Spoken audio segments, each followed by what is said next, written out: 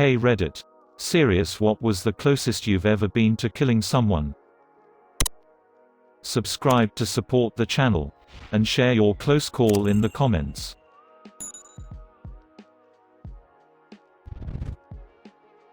This unattended kid ran into the street as I turned into it.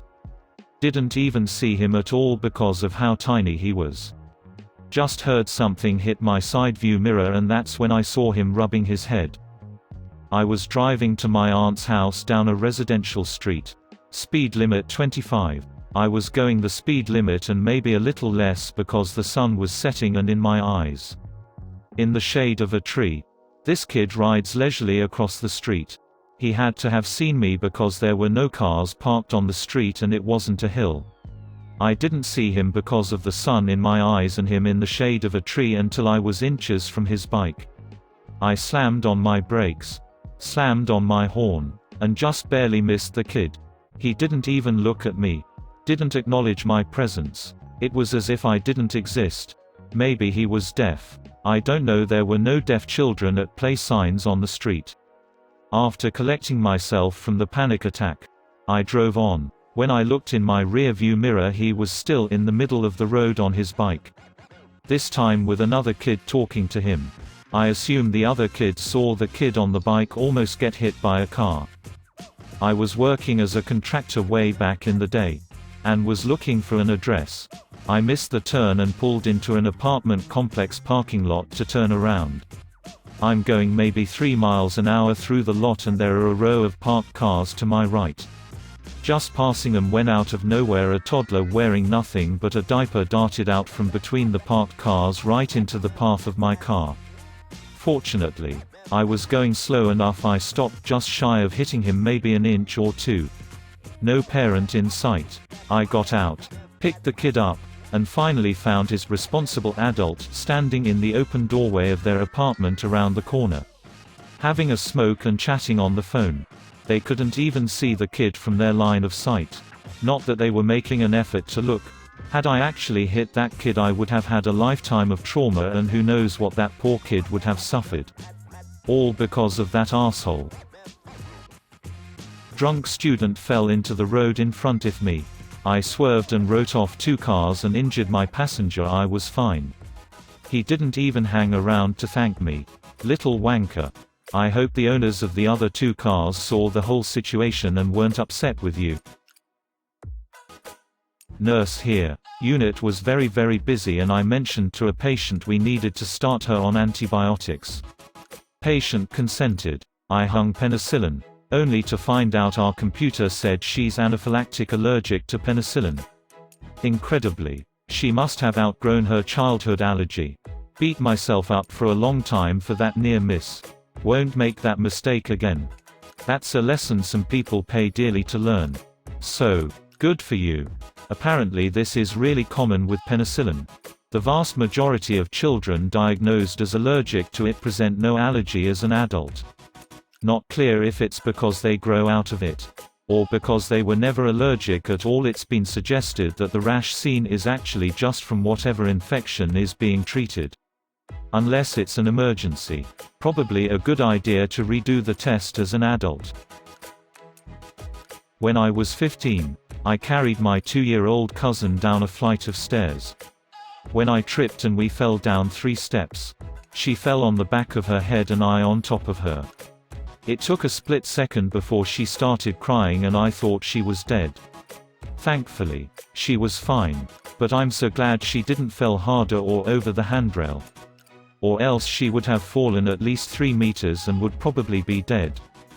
Every parent could probably answer the main prompt about their own kids. Every moment from birth to toddlerhood is just constant vigilance, trying to keep a tiny human from accidentally killing itself. When I was in extreme sleep deprivation the first few months, I fell asleep with my infant on my stomach. Or next to me on the couch. Or next to me on an air mattress. Etc. All situations that can kill a baby in seconds. Humans were never meant to raise babies alone, and trying to leads to over 2,000 babies per year just in the US dying from SIDS. Accidents. And unsafe sleep practices.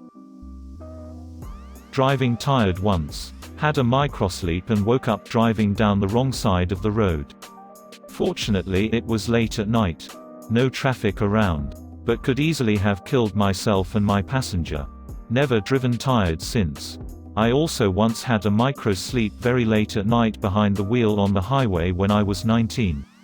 Woke up because of those safety bumps on the side of the road. And then woke my brother up and told him it was his turn to drive. I was too ashamed to tell him that I very nearly killed both of us. But I also have never driven tired since. Right after suffering a miscarriage.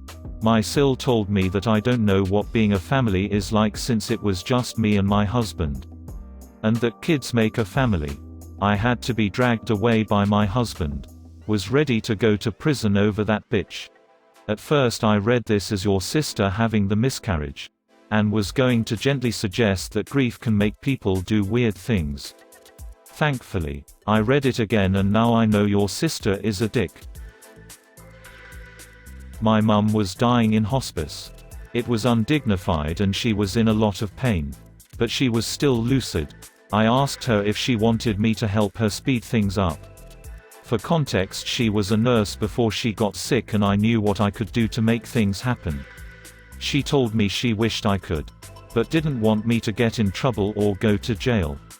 We laughed about it a little bit. I maintained I would have a ball in jail. She died later that week. I spent most of it by her side.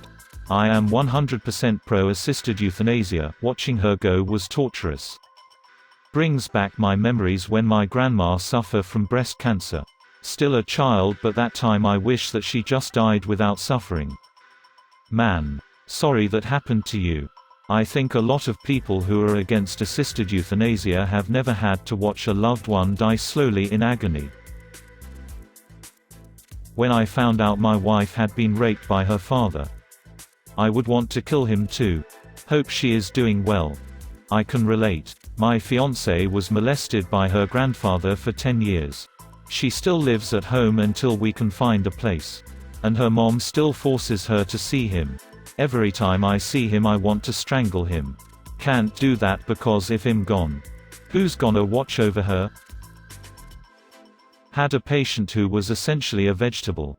I had to wrestle with him and keep him pinned to the bed. Most of his muscles had contractions but he was still shaking and stuff due to the pain we were probably inflicting on him while the nurse pumped fluids out of his lung through a hole in his neck. This guy's entire existence was just lying in bed being in pain, semi-choking on the fluids his body was producing inside his lungs, only to be pinned down, have us remove the worst parts of it and the cycle to begin anew every hour or so. It was heartbreaking. This was not healthcare, this was torture. It would have been more humane to let him die. I felt ashamed and still do because I could not bring myself to kill the man. It's reasons like this I support assisted suicide. I don't wanna become a vegetable or have a long slow death. My worst fear is a long slow death. When I was like 14 or so I was on a swing at a park. I was going about as high and fast as that swing could possibly go. A kid who couldn't be older than 2 wandered directly in front of me as I was coming down. I slammed my feet on the ground and stopped myself about an inch away from her. My hands started to bleed from the chain, but at least I didn't drop kick a 2-year-old all the way across the park. The mother saw the thing happen but she was too far away from us to do anything in the moment, but she ran over crying and thanking me for stopping. I was the 2-year-old in this situation. My older cousin yeeted me about 8 feet away. Or so I'm told. Landed on my face and slid. I am told my entire face was black and blue for quite a while. Mom was in an abusive relationship for about 8 years. About 6 years into it, me and my ex stopped by to pick Mom up as she said the guy was drunk and she wanted to leave. We arrive and as I approach the front steps I look up into the glass door and see a pair of hands shove my mother out of view. She went fucking flyin'. I raged out. Grabbed an axe that was nearby. Dude would chop trees on property and sell bundled firewood as the guy stepped out front and downstairs. I chased him around the perimeter of the property whilst almost blacked out in anger. A buddy of his who was staying there temporarily was on the side of the house smoking a cigarette and tackled me. Luckily, the axe didn't penetrate my chest, seeing as I landed face down with the axe pinned against me. Could have been all types of messy in two ways. Fast forward about 2 years, an abusive guy gets into car wreck and passes away about 2 months after I got into car wreck on same street in a similar truck and walked away with cuts and bruises. I watched my stepdad beat up my mom for years until my mom finally got away after he shattered her cheekbone and left her pretty much bedridden for 2 months recovering. Everyone in his family and my mom's pretty much took his side because my mom couldn't make it to social gatherings. So they all thought she was faking it. I was the oldest child but still only about 10 when they divorced. Fast forward to me being about 17 and he's still in our lives due to having a child with my mom. He's at our house for some reason and slaps me across the face and walked away. I saw red. I'm tiny. But I punched him so hard in the left kidney that it dropped him. I then went to my bedroom and grabbed a bat to finish the job. Uncle pretty much tackled me when I came out of my room with the bat and took it away. He peed blood for a few weeks after that and never touched me again. Sadly, he's still around and still a total piece of shiz that should have died 30 years ago. Did your mother survive?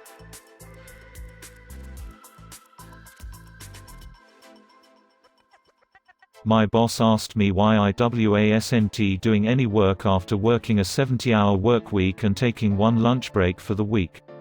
I was so mad and work a job where we carry knives on our person I had to throw it across the room, and I just picked up my bag and walked out. This was all before my actual start time after I had been working almost half an hour and still wasn't supposed to start for another half hour. Can relate. Just last year while home from college over the summer I did landscaping. Was Sunday afternoon and I was out still working after putting in 82 hours already for the 5th week in a row. Was in the middle of weed whacking someone's front yard when I felt like just chucking the weed whacker into the woods. Hopping in the truck and driving straight home. Not even bringing the truck back to the shop LMAO. I remember that night I parked the truck back in the shop when I finally got back at around 10 p.m. Walked into the building and just quit. Was basically getting $1,800 a week. Which for a college student is pretty insane. However, it was pretty much at the cost of my mental health, so I had no choice but to ditch that place. I was once working a job where we had 12-hour shifts and we were never supposed to work more than one shift a day unless there was at least an 8-hour break in between. It was 12 straight hours of work, never a dull moment. Someone screwed up the schedule and they had me with 3 shifts back to back and only 3-hour break before the second shift and no break between the second and third shifts. I told a manager after the second shift I wouldn't make the third. She said she has no control over scheduling. I got a call 2 days later from the office, looks like someone screwed up the schedule. Sorry about that. We had to let you go because you did not show up for your shift. We'll send your last check in the mail. Dodged a bullet though. That was not the kind of shady company I wanted to work for anyway. When I was 13 years old I was living in a group home. The boys in the group home were never allowed to go upstairs where the girls' dorms were. I was the only girl who left each day for public school. Everyone else went to school in the basement. Every day. As I would be the only one upstairs getting ready. This one guy snuck up the stairs and forced himself upon me. I told one of the house parents and she laughed at me. After a month of this I snapped. I stood on top of my bed listening as his footsteps got closer. As soon as he walked into my room I lunged at him. I wrapped my hands around his throat. As soon as he hit the ground everyone in the group home came running to see what that sound was. It took several people to pry my hands off that guy's throat.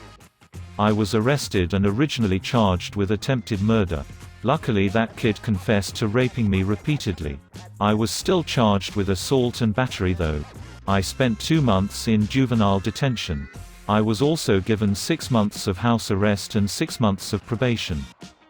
Did they charge the rapist with anything? In my state you're legally allowed to assume a rapist will kill you, so you would have been allowed to legally strangle that bitch.